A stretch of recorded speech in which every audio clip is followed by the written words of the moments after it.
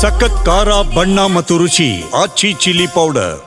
Sir ನಿನ್ನೆ ರಾತ್ರಿ ನಿಮ್ಮ ಅಂಗಡಿ ಮೇಲೆ ಒಂದು 7-8 ಜನ ಹುಡುಗರು ದಾಂಧಲೆ ಮಾಡಿದ್ದಾರೆ. ಏನಾಯ್ತು ಸರ್? ಎಷ್ಟೊತ್ತಲ್ಲ ಆಯ್ತು? ಹೆಂಗಾಯ್ತು? ಸುಮಾರು ಒಂದು 8:30-9 ಗಂಟೆ ಸುಮಾರು ಅಷ್ಟು ಟೈಮ್ ಒಳಗೆ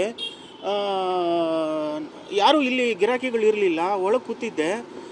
ಆವಾಗ ಇದ್ಕಿದಂಗೆ ಸುಮಾರು ಒಂದು 5-6 ಹುಡುಗರು ಲಾಂಗ್ಗಳು ಮಚ್ಚುಗಳು ಎಲ್ಲ ತೊಗೊಂಡು ಬಂದು ಏಕ್ದಮ್ ಕತ್ತಿಗೆ ಎಲ್ಲ ಹಿಂಗೆ ಎದುರಿಸಿ ನನಗೆ ಅಂಗಡಿಯೆಲ್ಲ ಹೊಡೆದಿದ್ದಾರೆ. ಈ ಬೆಂಗಳೂರಿನಲ್ಲಿ ಈ ಥರ ಆಗ್ತಾಯಿದ್ರೆ ನಾವು ಬದುಕೋದು ಹೇಗೆ?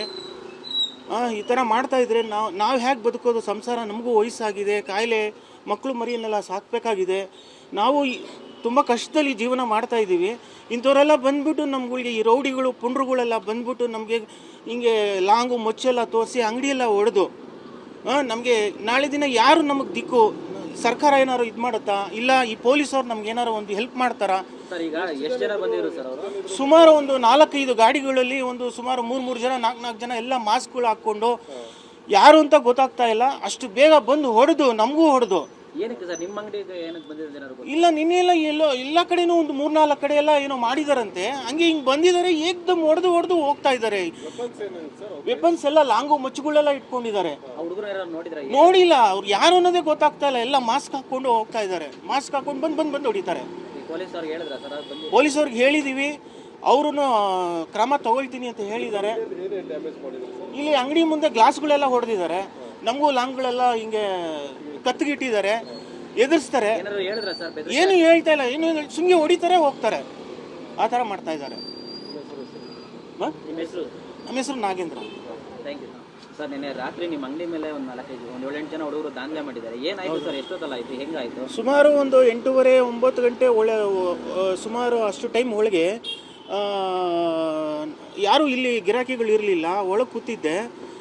ಆವಾಗ ಇದ್ಕಿದಂಗೆ ಸುಮಾರು ಒಂದು 4-5 ಹುಡುಗರು ಲಾಂಗ್ಗಳು ಮಚ್ಚುಗಳು ಎಲ್ಲ ತೊಗೊಂಡು ಬಂದು ಏಕ್ದಮ್ ಕತ್ತಿಗೆ ಎಲ್ಲ ಹಿಂಗೆ ಎದುರಿಸಿ ನನಗೆ ಅಂಗಡಿಯೆಲ್ಲ ಹೊಡೆದಿದ್ದಾರೆ. ಈ ಬೆಂಗಳೂರಿನಲ್ಲಿ ಈ ಥರ ಆಗ್ತಾಯಿದ್ರೆ ನಾವು ಬದುಕೋದು ಹೇಗೆ? ಈ ಥರ ಮಾಡ್ತಾಯಿದ್ರೆ ನಾವು ಹೇಗೆ ಬದುಕೋದು? ಸಂಸಾರ ನಮಗೂ ವಯಸ್ಸಾಗಿದೆ, ಕಾಯಿಲೆ, ಮಕ್ಕಳು ಮರಿಯನ್ನೆಲ್ಲ ಸಾಕಬೇಕಾಗಿದೆ. ನಾವು ತುಂಬ ಕಷ್ಟದಲ್ಲಿ ಜೀವನ ಮಾಡ್ತಾಯಿದ್ದೀವಿ.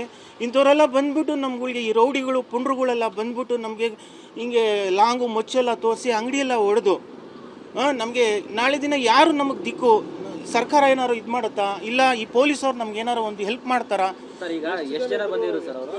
ಸುಮಾರು ಒಂದು 4-5 ಗಾಡಿಗಳಲ್ಲಿ ಸುಮಾರು 3 ಜನ 4 ಜನ ಎಲ್ಲ ಮಾಸ್ಕ್ಗಳು ಹಾಕ್ಕೊಂಡು ಯಾರು ಅಂತ ಗೊತ್ತಾಗ್ತಾ ಇಲ್ಲ. ಅಷ್ಟು ಬೇಗ ಬಂದು ಹೊಡೆದು ನಮಗೂ ಹೊಡೆದು.